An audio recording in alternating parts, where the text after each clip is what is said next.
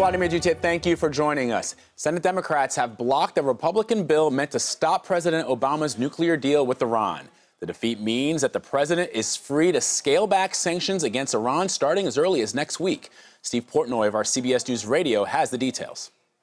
This is the end of the road for all intents and purposes under the terms of the Iran Review Act, which President Obama signed earlier this year, that allowed for this 60-day review process. The clock would have wound down next Thursday, a week from today.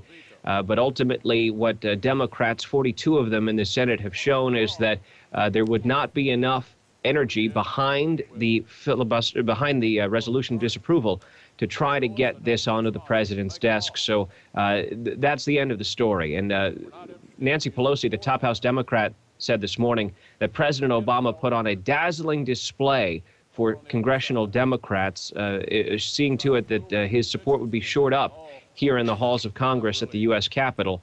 And he has effectively done that. This is a major victory for President Obama, despite all the talk over the last couple of months, despite the polls showing that 49–50% of the American people now reject this deal. Only 20-odd% in a Pew poll this week actually support it. It is unpopular with the public, but there is not enough opposition in Congress to try to block it.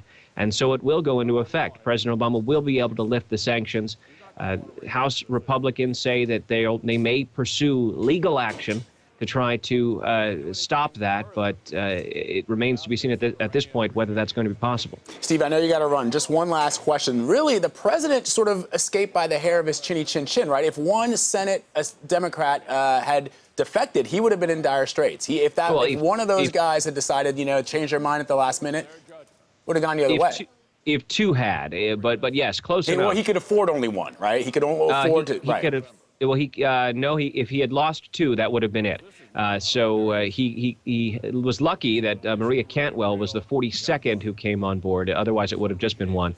But there were 42 Democrats. The threshold is, of course, 60. And with 100 senators, it was not enough opposition in the Senate to push this through. What's remarkable is that you had so many Democrats who were on the bubble, who were wavering.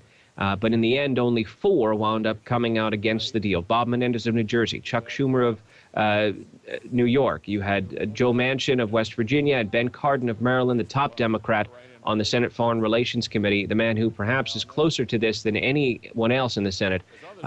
Those 4 members did break from the president, but every other member of his party voted with him today. All right, Steve Portnoy, CBS News Radio. Thank you very much, Steve, for breaking it down for us. We appreciate it. Sure thing.